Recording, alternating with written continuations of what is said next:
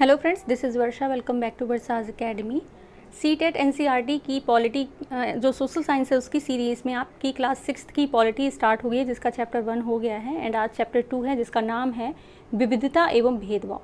ठीक है, पहले आपने विविधता के बारे में पढ़ा कि भारत जो है विभिन्नताओं का देश है। उसमें अलग अलग संस्कृति, अलग अलग तरीके के लोग, रहन सहन, खान पान, मतलब सब अलग है, लेकिन फिर भी वो एकता में अनेकता में एकता की तरह वो एक देश में रह रहे हैं। ठीक है, अब हम यहाँ पर पढ़ेंगे विविधता एवं भेदभाव, इसके बारे में ही थोड़ा सा और हम पढ़ेंगे। ठीक है, तो स्टार्ट करते हैं वीडियो। चैनल को लाइक, शेयर एंड सब्सक्राइब ज़रूर करें।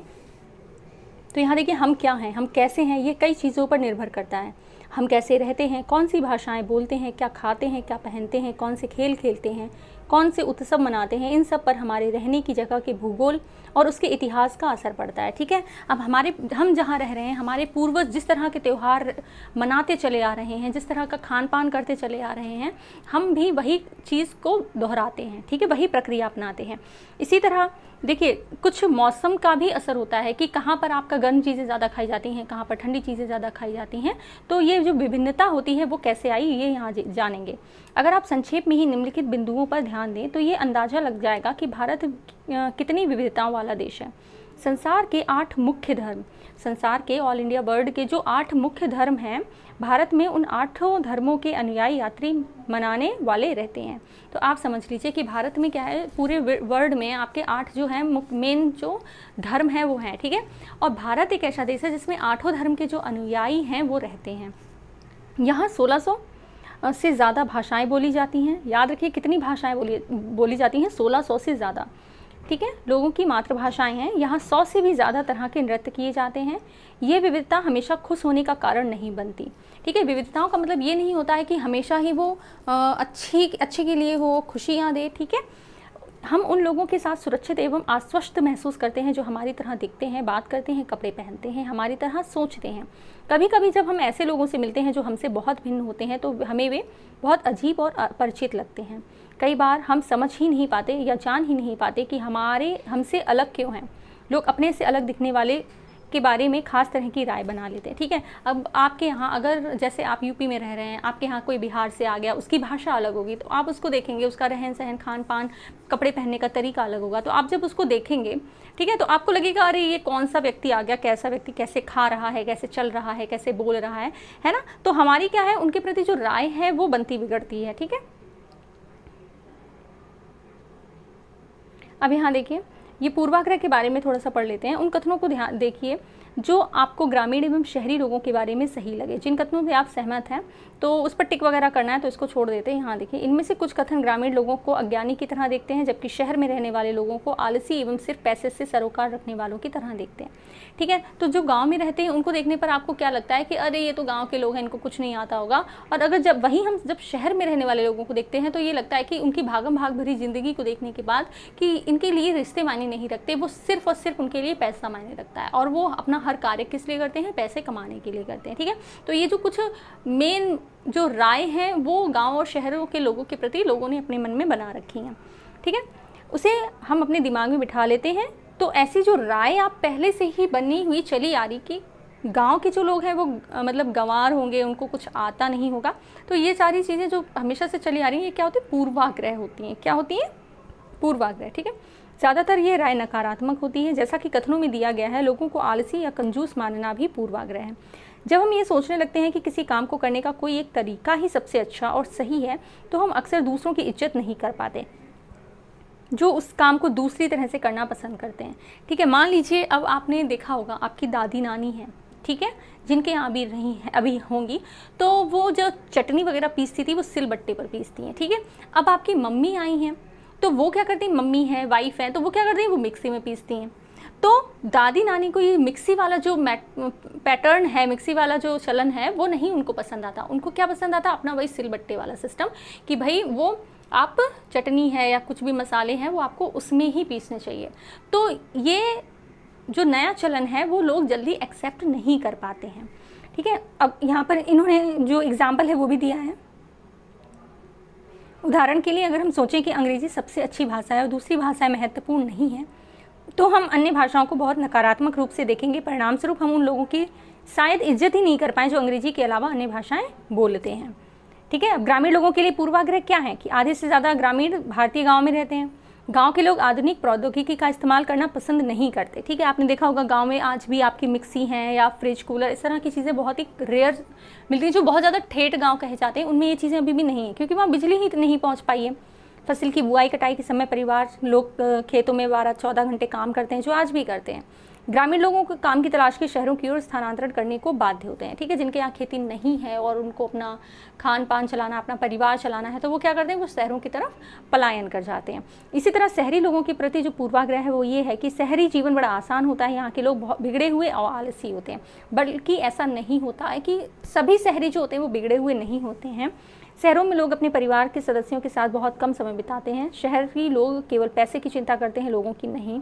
शहरों में रहना बहुत महंगा पड़ता है, लोगों की कमाई का बहुत बड़ा हिस्सा किराए और आने जाने में खर्च हो जाता है। ठीक है, तो ये आपने पूर्वाग्रह जो शहर और गांव के हैं वो यहाँ देख लिए। अब देखिए, हम कई चीज़ों के बारे में पूर्वाग्रही हो सकते हैं। लोगों के धार्मिक विश्वास, उनकी चमड़ी का रंग, किस क्षेत्र से वे आते हैं, किस तरह से वे बोलते हैं, कैसे कपड़े पहनते हैं इत्यादि। अक्सर दूसरों के बारे में बनाए गए हमारे पूर्वाग्रह इतने पक्के होते हैं कि हम उनसे दोस्ती ही नहीं करना चाहते। ठीक है, मान लीजिए कोई शहर की लड़की है, ठीक है, वो जीन्स पैंट वगैरह में हो रही है, अगर चल रही है वैसे ही अपना मेकअप वगैरह में करके वो रहती है, और उसे अगर कोई गांव की सीधी साधी लड़की सलवार सूट में मिल जाएगी तो वो क्या करेगी, उससे फ्रेंडशिप नहीं करेगी। तो ये भी एक तरह का पूर्वाग्रह हो गया कि हाँ भाई ये हमारी टाइप की नहीं है। ओके, इस वजह से कई बार हमारा व्यवहार ऐसा होता है कि हम उन्हें दुख पहुँचा देते हैं। अब गाँव वाली लड़की तो शहर वाली लड़की से दोस्ती करना चाहती है, लेकिन शहर वाली नहीं कर रही है, क्योंकि उसका रहन सहन, खान पान, पहनने का तरीका, वो बात करने का तरीका वो उसे नहीं पसंद आ रहा। तो ये क्या हो रहा है कि हम उस जो गांव से आई है, शहर में आई है लड़की, जो चाहती है कि हम भी इन लोगों की तरह बने, तो वो उसका दिल यहाँ पर दुखेगा। ठीक है, अब देखिए, लड़के और लड़की के भेदभाव। समाज में लड़के और लड़कियों में कई तरह के भेदभाव किया जाता है, हम सभी इस भेदभाव से परिचित हैं। एक लड़का या लड़की होने का अर्थ क्या होता है कि आप में से कई लोग कहेंगे कि हम लड़के या लड़की की तरह जन्म लेते हैं, ये तो ऐसे ही होता है, इसमें सोचने वाली क्या बात। आइए देखें, इनकी जो चर्चा है वो कर लेते हैं। तो नीचे दिए कथनों को आप पढ़िए कि और अपने उत्तर के कारणों पर चर्चा कीजिए। तो वे बहुत ही सुशील हैं, उनके बात करने का तरीका बड़ा सौम्य और मधुर है। वे शारीरिक रूप से बलिष्ठ हैं, वे शरारती हैं, वे नृत्य करने और चित्रकारी में निपुण हैं, वे रोते नहीं हैं, वे उद्यमी हैं, वे खेल में निपुण हैं, वे खाना पकाने में निपुण हैं, वे भावुक हैं। तो ये जो क्वेश्चंस हैं, ठीक है, तो इनमें आपने क्या, ये बहुत ही सुशील हैं। कौन सुशील होता है? लड़का भी होता है और लड़की भी होती है। ठीक है, अब देखिए, शारीरिक रूप से बलिष्ठ हैं, तो हम जब शारीरिक रूप से बलिष्ठ की बात आ जाती है तो वहाँ पर आप लड़कियों को नहीं देखते, वहाँ पर आप किसको देखते हैं? लड़के को देखते हैं। वे शरारती हैं, शरारती कौन होते हैं? लड़के होते हैं। नृत्य करने और चित्रकारी में की जब बात आती है तो वो लड़कियों की तरफ जाती है, वे रोते नहीं हैं। तो लड़कों से क्या कहा जाता है कि भाई आपको रोना नहीं है, क्यों? क्योंकि आप एक लड़के हो। तो ये किस लिए बात हो गई? लड़कों के लिए। तो ये इन्होंने यहाँ पर जो लड़के और लड़कियों में डिफरेंस है, जो पूर्वाग्रह हैं, वो इन्होंने यहाँ पर बताए हैं। अब देखिए, लोग तरह तरह की बातें करते हैं। अगर कोई व्यक्ति अपाहिज है या दिव्यांग, जो शब्द अब आजकल हम यूज़ करते हैं, अपाहिज नहीं यूज़ करते हैं, कि मैं लंगड़ाता हूँ, मेरी बोली लड़खड़ाती है, इसके अलावा और भी बहुत कुछ, कभी मैं उदास हो जाता हूँ तो कभी दुखी, लोग मेरा मजाक उड़ाते हैं। एक नई बात नहीं है, अगर तुम मेरी तरह होते तो क्या करते। ठीक है, तो ये उन लोगों के मतलब लिए एक सीख है कि भाई अगर कोई व्यक्ति इस तरह से दिव्यांग है तो उसका हंसी मजाक नहीं उड़ाना चाहिए, क्योंकि बाई चांस देखिए क्या होना है क्या नहीं होना ये हम सब नहीं जानते हैं। बाई चांस अगर कुछ ऐसी तरह से अनहोनी हो जाती है तो आपके सामने अगर ऐसी स्थिति आ जाती है तो आप क्या करते हैं? देखिए, हमें क्या होता है कि हमें अपना जो व्यवहार है वो हमेशा इस तरह से करना चाहिए कि सामने वाला आपकी बातों से या आपकी हरकतों से, आपके व्यवहार से कभी दुखी ना हो। ठीक है, चाहे वो आपके घर में हो या फिर बाहर हो। अब हम बात करते हैं, तुम दूसरों से कितनी अलग दिखती हो। मैं एक इंसान हूँ, मुझे शर्म आती है, घूरती आँखों में छिप जाना चाहती हूँ। ठीक है, तो इस तरह के लोग होते हैं जो, अब ये देखिए, क्या उसका दिमाग सही है? सिर्फ इसलिए कि मेरी टांगें डगमगाती हैं, लोग सोचते हैं कि मेरा दिमाग भी डगमगाता है। तो आपने देखा होगा कि इस तरह के जो बच्चे होते हैं एबनॉर्मल, जिनका कोई अंग भंग होता है, यानी कि वो दिव्यांग होते हैं या फिर किसी न किसी रूप में अक्षम होते हैं, तो उनका वो चीज़ की जो पावर है वो किसी एक दूसरे पार्ट में बहुत ज़्यादा बेनिफिट करती है, ये समझ लीजिए आप। ठीक है, ऊपर के चित्रों में जो बच्चे हैं उन्हें पहले विकलांग कहा जाता था। इस शब्द को बदलकर आज उनके लिए जो शब्द प्रयोग किया जाता है वे खास ज़रूरतों वाले बच्चे। ठीक है, ये आपका पेडागोगी में क्वेश्चन आ सकता है। उनके बारे में लोगों की पूर्वाग्रह को यहाँ बड़े अक्षरों में दिखाया गया है, साथ ही उनकी अपनी भावनाएं और विचार भी दिए गए हैं। ये बच्चे अपने से जुड़ी रूढ़िबद्ध धारणाओं के बारे में क्या कह रहे हैं और क्या इस पर चर्चा कर रहे हैं, ये आपने भी जाना। आपकी राय में क्या खास ज़रूरतों वाले बच्चों के सामान्य स्कूल में पढ़ना चाहिए? बिल्कुल पढ़ना चाहिए, और जो साथ के लोग हैं उनको भी ये समझाना चाहिए कि भाई ये एक खास तरह के बच्चे हैं, इनके साथ अच्छे से व्यवहार करो और इनको भी मोटिवेट करो। ठीक है, अगर हम इस कथन को लें कि वे रोते नहीं हैं, तो आप देखेंगे कि यह गुण आमतौर पर किसका होता है? लड़कों का या पुरुषों के साथ जोड़ा जाता है। बचपन में जब लड़कों को गिर जाने पर चोट लग जाती है तो माता पिता एवं परिवार के अन्य सदस्य अक्सर ये कहकर चुप कराते हैं कि रो मत, तुम क्या हो, तुम लड़के हो। लड़के बहादुर होते हैं, रोते नहीं। जैसे जैसे बच्चे बड़े हो जाते हैं तो वे विश्वास करने लगते हैं कि लड़के रोते नहीं हैं, और अब अगर उनको रोना भी आ रहा है, वो रोना भी चाहते हैं, लेकिन वो इस पूर्वाग्रह की वजह से, इस धारणा की वजह से कि लड़के रोते नहीं हैं, वो रो नहीं पाते। ठीक है, यहाँ तक कि अगर किसी लड़के को रोना आए तो वे अपने आप को रोक लेता है। लड़का ये मानता है कि रोना कमज़ोरी की निशानी है। हालांकि लड़कों और लड़कियों दोनों का कभी कभी रोने का मन करता है।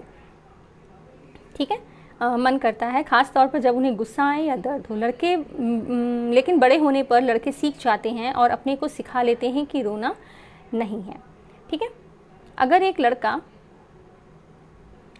लड़का रोए तो उसे लगता है कि दूसरे उसे चिढ़ाएंगे या उसका मजाक बनाएंगे, इसीलिए वे दूसरों के सामने रोने से अपने आप को रोक लेता है। वे कोमल एवं मृदु स्वभाव की हैं, वे बहुत ही सुशील हैं। ऐसे कथनों का लेकर उन पर चर्चा कीजिए कि ये केवल लड़कियों पर लागू किए जाते हैं। तो यहाँ पर इन्होंने एक डिस्कशन दिया है। अब आगे बात करते हैं कि लगातार हम ये सुनते हैं कि लड़के ऐसे होते हैं, लड़कियाँ ऐसी होती हैं। समाज की इन मान्यताओं को हम बिना सोचे समझे मान लेते हैं। हम विश्वास कर लेते हैं कि हमारा व्यवहार इनके अनुसार ही होना चाहिए। हम सभी लड़कों और लड़कियों को उसी छवि के अनुरूप देखना चाहते हैं। अब रूढ़िबद्ध धारणाएं बनाना, जब हम कभी लोगों को एक ही छवि में बांध देते हैं तो उनके बारे में पक्की धारणा बना लेते हैं, तो उसे रूढ़िबद्ध धारणा कहते हैं। कई बार हम किसी खास देश, धर्म, लिंग के होने के कारण किसी को कंजूस, अपराधी या बेवकूफ़ ठहराते हैं। ऐसा दरअसल उनके बारे में मन में पक्की धारणा बना लेने के कारण होता है। हर देश, धर्म आदि में हमें कंजूस, अपराधी और बेवकूफ़ लोग मिल ही जाते हैं, सिर्फ इसलिए कि कुछ लोग हम उस समूह में वैसे नहीं हैं। पूरे समूह के बारे में ऐसी राय बनाना वाजिब नहीं है। ठीक है, इस प्रकार की धारणाएं हमें प्रत्येक इंसान को एक अनोखे और अलग व्यक्ति की तरह देखने से रोक देती है। हम नहीं देख पाते कि उस व्यक्ति में अपने कुछ खास गुण हैं और क्षमताएं हैं जो दूसरों से अलग हैं। देखिए, किसी भी व्यक्ति को जब आप देखें, चाहे वो विकलांग हो, दिव्यांग हो या फिर सही ही क्यों ना हो, तो उसे नकारात्मक तौर पर मत देखिएगा। ठीक है, उसे बस इतना उसको देखने का तरीका आपका ये होना चाहिए कि ये हमसे थोड़ा सा डिफरेंट है, थोड़ा सा अलग है। ठीक है, वो मतलब उसको गलत नज़रों से मत देखना। आपकी जो नज़रें होती हैं ना, किसी को देखने का तरीका जो होता है, वो दूसरा व्यक्ति बहुत जल्दी भांप लेता है कि आप उसको किस नज़र से देख रहे हैं। ठीक है, तो मतलब अपना जो व्यवहार है वो हमेशा सही रखिए, मेरे कहने का ये तात्पर्य है। रूढ़िबद्ध धारणाएं बड़ी संख्या में लोगों को एक ही प्रकार के खांचे में जड़ देती हैं। जैसा माना जाता है कि हवाई जहाज उड़ाने का काम लड़कियां नहीं कर सकती। इन धारणाओं का असर हम सब पर पड़ता है। कई बार ये धारणाएं हमें ऐसे काम करने से रोकती हैं। लेकिन अभी जो आप समझ रहे हैं, जो आज का माहौल है, उसमें आपने देखा होगा कि जैसे शिवांगी सिंह हो गई हैं और काफ़ी सारी लड़कियाँ ऐसी हैं जिन्होंने हवाई जहाज उड़ाया भी है, फाइटर पायलट जो होते हैं वो भी बने हैं, वो जिनको करने की काबिलियत शायद हम में हो। अब देखिए, असमानताएं एवं भेदभाव के बारे में बात करते हैं। भेदभाव तब होता है जब लोग पूर्वाग्रहों या रूढ़िबद्ध धारणाओं के आधार पर व्यवहार करते हैं। अगर आप लोगों को नीचा दिखाने के लिए कुछ करते हैं, अगर आप उन्हें कुछ गतिविधियों में भाग लेने से रोकते हैं, किसी खास नौकरी को करने से रोकते हैं या किसी मोहल्ले में रहने नहीं देते, एक ही कुएं या हैंडपंप से पानी नहीं लेने देते, दूसरों द्वारा इस्तेमाल किए जा रहे कप या गिलास में चाय नहीं पीने देते, तो इसका मतलब यह है कि आप उनके साथ भेदभाव कर रहे हैं। भेदभाव कई कारणों से हो सकता है। आप याद करें कि पिछले पाठ में समीर दो एक दूसरे से भिन्न थे। ठीक है, एक समीर क्या था? हिंदू था, एक था मुस्लिम था, एक था जिसने कभी पढ़ाई ही नहीं की और एक था जो ग्रेजुएट था और उसको कई भाषाएं भी आती थी। ठीक है, भेदभाव कई कारणों से हो सकता है। तो विविधता का एक पहलू है, धर्म की विविधता है, और आपने विविधताओं के बारे में पहले चैप्टर में पढ़ा है। नहीं पढ़ा है जिसने, तो वो उस चैप्टर को ज़रूर देखे। ओके, भेदभाव का कारण भी बन सकता है। ऐसा तब होता है जब लोग अपनी भिन्न प्रथाओं और रिवाजों को निम्न कोटि का मानते हैं। दोनों समीरों में एक अंतर उनकी आर्थिक पृष्ठभूमि का था। समीर दो गरीब विविधता का पहलू था और पहलू नहीं, यह तो असमानता है। बहुत लोगों के पास अपने खाने, कपड़े और घर की मूल ज़रूरतों को पूरा करने के लिए साधन और पैसे नहीं होते हैं। इस कारण दफ्तरों और अस्पतालों, स्कूलों आदि में उनके साथ भेदभाव किया जाता है। कुछ लोगों को विविधता एवं असमानता पर आधारित दोनों ही तरह के भेदभाव का सामना करना पड़ता है। एक तो इस कारण कि वे उस समुदाय के सदस्य हैं, दूसरी जिनकी संस्कृति को मूल्यवान नहीं माना जाता। ऊपर से यदि वे गरीब हैं और उनके पास अपनी ज़रूरतों को पूरा करने के साधन नहीं हैं तो इस आधार पर भी भेदभाव किया जाता है। ऐसे दोहरे भेदभाव का सामना कई जनजातीय लोग, धार्मिक समूहों और ख़ास क्षेत्र के लोगों को करना पड़ता है। ठीक है, दलित वह शब्द है जो नीची कही जाने वाली जाति के लिए अपनी पहचान के रूप में इस्तेमाल करते हैं। वे इस शब्द को अछूत से ज़्यादा पसंद करते हैं। ठीक है, अब किसी को आप अछूत कह देंगे तो इसका मतलब क्या हो गया कि हाँ वो छूने योग्य नहीं है, तो ये शब्द भी थोड़ा सा नकारात्मक देता है, थोड़ा कहने में अच्छा नहीं लगता। वहीं पर अगर आप दलित कह देंगे तो वो शब्द जो है वो थोड़ा सा सही लगता है बोलने में। ठीक है, दलित का मतलब उन्हें जिन्हें दबाया गया है, कुचला गया है। दलितों के अनुसार यह शब्द दर्शाता है कि कैसे सामाजिक पूर्वाग्रहों और भेदभाव ने दलित लोगों को दबाकर रखा है। सरकार ऐसे लोगों को अनुसूचित जाति के वर्ग में रखती है। रूढ़िबद्ध धारणाओं एवं भेदभाव में क्या अंतर है आपके अनुसार? जिस व्यक्ति के साथ भेदभाव होता है उसे कैसा महसूस होता है, ये आप अपने आप फील कर देखिए। ठीक है, कि अगर किसी व्यक्ति के साथ ऐसा होता है या आपके साथ ऐसा हो कि आपको एक मतलब दबाया जाए, आपकी भावनाओं को दबाया जाए और आपके साथ अगर भेदभाव किया जाए तो आपको कैसा फील होगा। ठीक है, तो कहते हैं ना कि हमें वैसा व्यवहार करना चाहिए जैसा हम दूसरों के साथ चाहते हैं। भारत के एक महान नेता डॉक्टर भीमराव अंबेडकर ने जाति व्यवस्था पर आधारित भेदभाव के अपने अनुभवों के बारे में लिखा।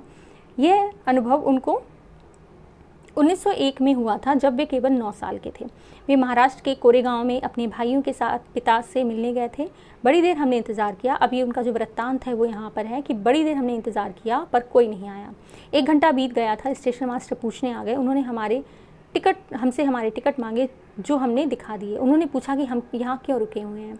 हमने बताया कि हम कोरेगांव जाना था। हम पिताजी या उनके नौकर के आने का इंतज़ार कर रहे थे, लेकिन दोनों में से कोई भी नहीं पहुंच पाया था और हमें पता नहीं था कि कोरेगांव कैसे पहुंचते हैं। हमने बहुत अच्छे कपड़े पहन रखे थे। हमारे कपड़ों और बोली से कोई भी ये अंदाज़ा नहीं लगा सकता था कि हम अछूतों के बच्चे थे। निश्चय ही स्टेशन मास्टर को ये लगा कि हम ब्राह्मण बच्चे हैं और वे हमारी मुश्किल को देखकर बड़े परेशान हुए। जैसा कि हिंदुओं में होता है कि स्टेशन मास्टर ने हमसे पूछा कि हम कौन हैं। बिना एक पल भी सोचे मेरे मुंह से निकल गया कि हम महार हैं। बम्बई प्रांत में महार समुदाय को अछूत माना जाता था। ठीक है, उन्होंने एकदम से धक्का लगा। वे भौचक्के रह गए। उनके चेहरे पर अचानक परिवर्तन हुआ। हमने देख लिया कि एक अजीब सी घृणा की भावना उन पर हावी हो गई थी।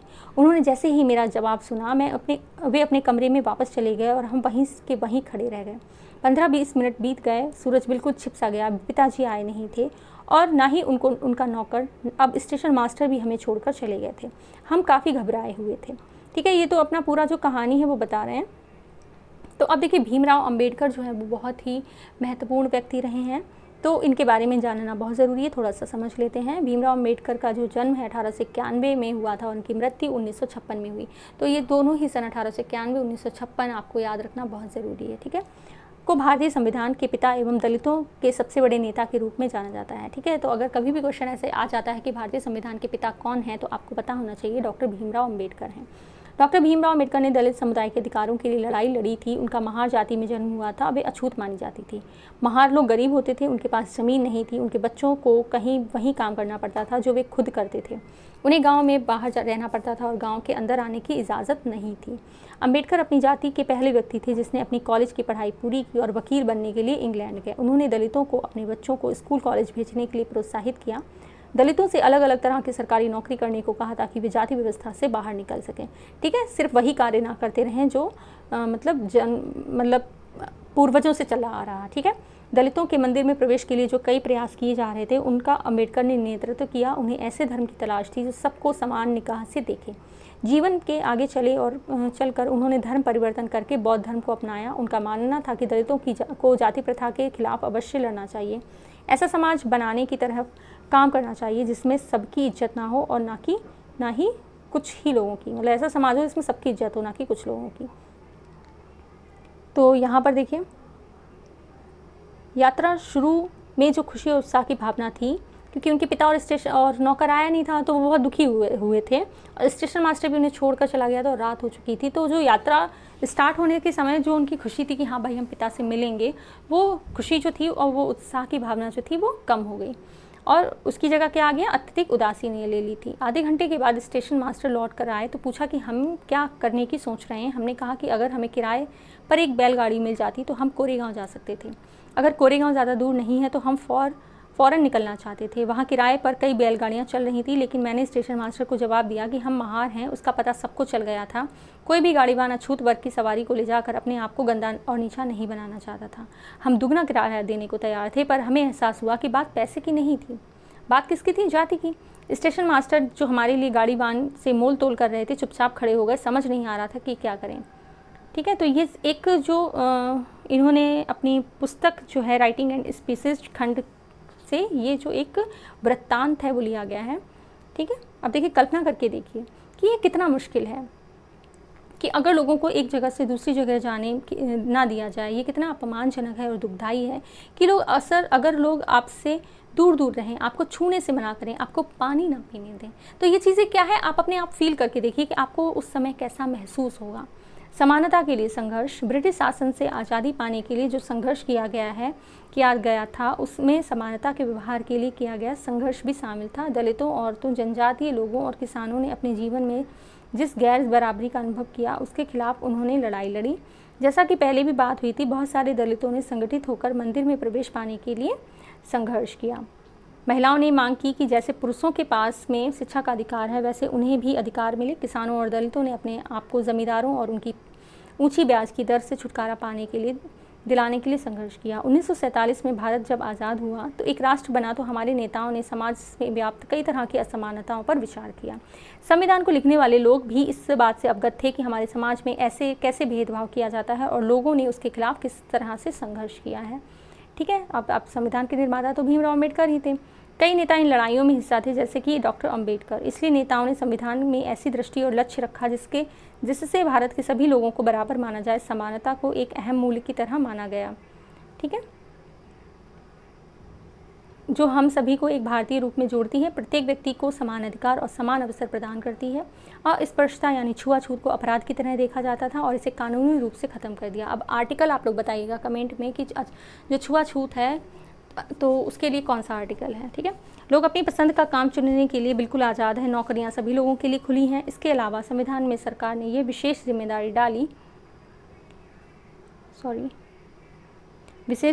डाली थी कि वह गरीबों और मुख्यधारा से अलग थलग पड़ गए समुदायों के इस समानता के अधिकार के फ़ायदे दिलवाने के लिए विशेष कदम उठाएं। संविधान के लेखकों ने यह भी कहा कि विविधता की इज्जत करना, उसे मूल्यवान मानना समानता सुनिश्चित करने में बहुत सी महत्वपूर्ण कारक हैं। उन्होंने यह महसूस किया कि लोगों को अपने धर्म का पालन करने, अपनी भाषा बोलने, अपने त्यौहार मनाने और अपने आप को खुले रूप से अभिव्यक्त करने की आज़ादी होनी चाहिए। उन्होंने कहा कि कोई एक भाषा, धर्म या त्यौहार सबके लिए अनिवार्य नहीं बनना चाहिए था। उन्होंने जोर दिया कि सरकार सभी धर्मों को बराबर मानेगी, इसीलिए भारत एक धर्मनिरपेक्ष देश है। यहाँ लोग बिना भेदभाव के अपने धर्म का पालन करते हैं। इसे हमारी एकता के महत्वपूर्ण कारक के रूप में देखा जाता है कि हम इकट्ठे रहते हैं और एक दूसरे की इज्जत करते हैं। हालांकि हमारे संविधान में इन विचारों पर जोर दिया गया, यह पाठ इसी बात को उठाता है कि असमानता आज भी मौजूद है। समानता वह मूल्य है जिसे हमें निरंतर संघर्ष करते रहना चाहिए। भारतीयों के लिए समानता का मूल्य वास्तविक जीवन का एक हिस्सा है।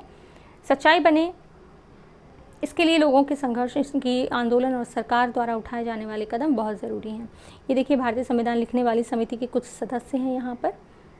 ठीक है, तो और ये आपका जो संविधान में उद्देशिका है कि हम भारत को एक प्रभुत्व संपन्न देश बनाने के लिए, तो ये आप इसको देख लीजिएगा। फर्स्ट पेज है, यहाँ पर आपकी जो एक्सरसाइजेज है, जैसा कि हम हमेशा कहते हैं, आप लोग एक्सरसाइजेज करिए, एनसीईआरटी की बहुत ही ज़रूरी है। ओके, तो बने रहिए ऐसे ही और वीडियोज़ के साथ में। चैनल को बहुत बहुत ज़्यादा शेयर करिए, और जिससे आपको और भी जो यूज़फुल न्यूज़ है वो भी आपको यहाँ पर देखने को मिलेगी। वैकेंसीज़ के बारे में भी आपको यहाँ पर पता चलेगा। एंड कोई भी आपका डाउट है उसको कमेंट में ज़रूर लिखिएगा। Thank you so much for watching.